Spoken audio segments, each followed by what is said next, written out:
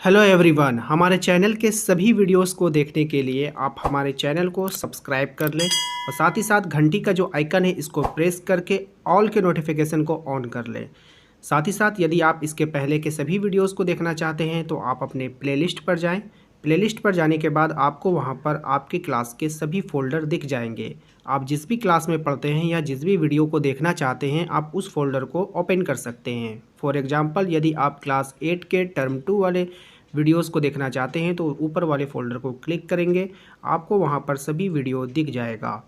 आप सभी का अपने YouTube चैनल जैकपुर पे। आज के इस वीडियोस में हम लोग क्लास 7 का हिंदी डिस्कस करने वाले हैं और हिंदी का जो हमने चैप्टर लिया है कल्पना करो कविता से लिया है। और हम लोग जो है इसमें सब्जेक्टिव एंड ऑब्जेक्टिव दोनों तरह के सवालों को देखेंगे ताकि आप लोगों के एग्ज़ाम में अगर कोई भी सवाल आए तो आप उसे छोड़ना नहीं है। ठीक है, पूरा करके आना है। वैसे ज़्यादा चांसेस है कि आप लोगों का लिखित परीक्षा होगा, लेकिन आप लोगों को ऑब्जेक्टिव भी मैं कराऊंगा। जिस जिस टॉपिक को मैं सब्जेक्टिव कराऊंगा उस टॉपिक का मैं ऑब्जेक्टिव भी कराता जाऊंगा। तो आप लोगों को सभी चीज़ पढ़कर जाना है, कोई भी क्वेश्चन छोड़ना नहीं है। तो चलिए स्टार्ट करते हैं। स्टार्ट करने से पहले आप लोगों से निवेदन है, यदि हमारे चैनल पर पहली बार आए हैं तो सब्सक्राइब करके घंटी के बेल आइकन को दबा दीजिएगा ताकि हर एक वीडियो का नोटिफिकेशन मिलता रहे।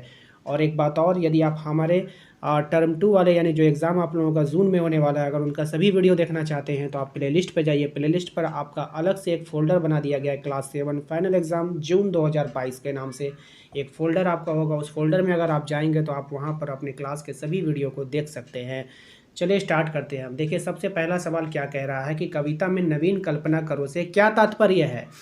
तो देखिए इसके आंसर में आपको दिखना है, कविता में नवीन कल्पना करो से तात्पर्य है कि समाज की तमाम नीतियाँ, मनुष्य के अतीत रीतियाँ परंपराएं आदि पुरानी पड़ गई है, जिससे समाज का विकास रुक सा गया है। अतः नवीन कल्पना करके नए नियम रीति रिवाज आदि बनाए जाएं ताकि समाज शीघ्रतापूर्वक विकास के पथ पर अग्रसर हो। अब जैसे कविता में नवीन कल्पना करो, नवीन कल्पना करो का मतलब आप यही समझ लीजिए कि नया कुछ सोचो। पुराने रीति रिवाज पे चलकर क्या हो रहा है, समाज की दुर्दशा होती जा रही है, इसलिए नया कुछ सोचो और नया कुछ सोचकर समाज को आगे बढ़ाओ। ठीक है, तो इस आंसर को आप नोट कर लीजिए या तो स्क्रीनशॉट ले लीजिए, जैसे भी हो आप इसे एग्ज़ाम के लिए तैयार रखिए। ठीक है, अगला सवाल देखिए क्या है। अगला सवाल है हमारा, इस कविता में क्या क्या करने को कहा गया है। तो इस कविता में क्या क्या करने को कहा गया है। इस कविता में निज राष्ट्र के शरीर के श्रृंगार के लिए नवीन कल्पना, राष्ट्रभक्ति की किशोर कामना, समृद्धि रिद्धि सिद्धि की दरिद्र याचना तथा आनंद शोक, जन्म और मृत्यु के लिए स्वतंत्र योजना करने के लिए कहा गया है। तो इसको आप लोग नोट कर लीजिए।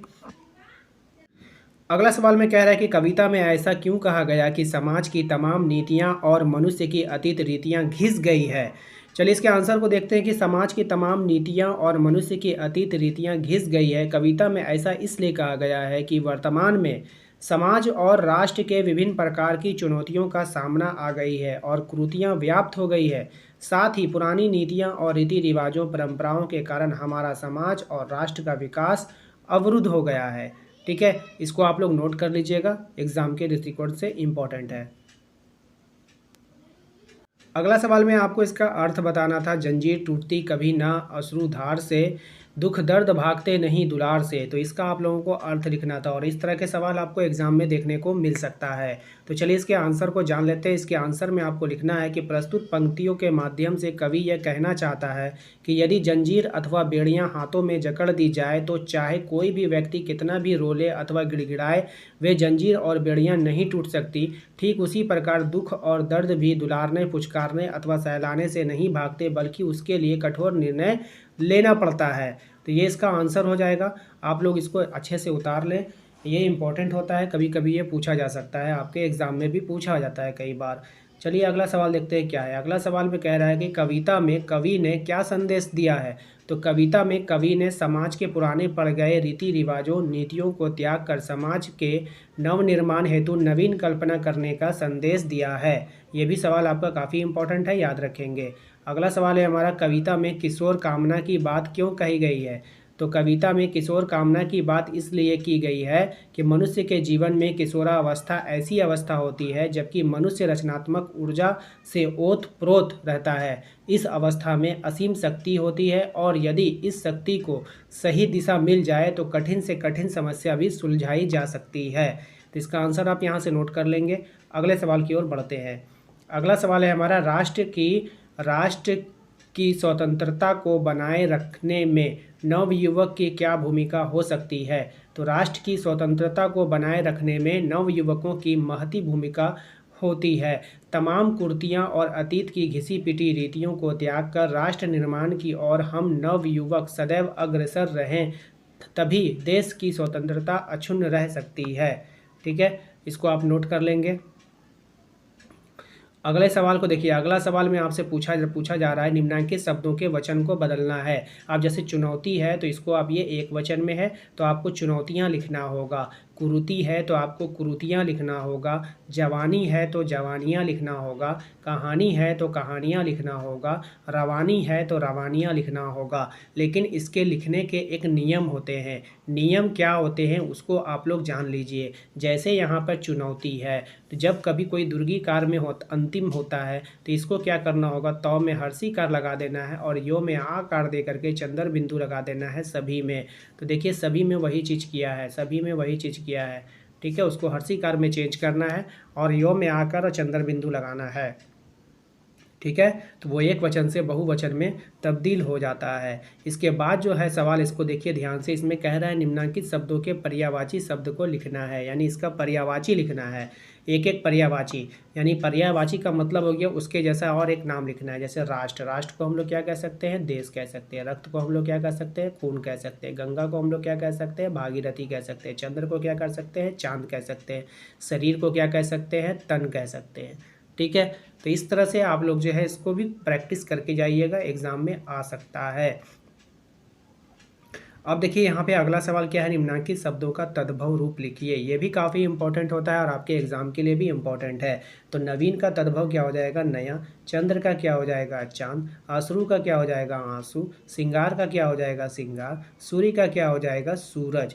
तो इस प्रकार आपने देखा कि किस प्रकार से इंग्लिश में हिंदी में सवाल आप लोगों से पूछे जा सकते हैं। ठीक है, तो उम्मीद करते हैं कि आपको आज का ये वीडियो अच्छा लगा होगा। वीडियो अच्छा लगा है तो लाइक करके सब्सक्राइब करना बिल्कुल भी ना भूलें। हेलो एवरीवन, हमारे चैनल के सभी वीडियोस को देखने के लिए आप हमारे चैनल को सब्सक्राइब कर लें और साथ ही साथ घंटी का जो आइकन है इसको प्रेस करके ऑल के नोटिफिकेशन को ऑन कर लें।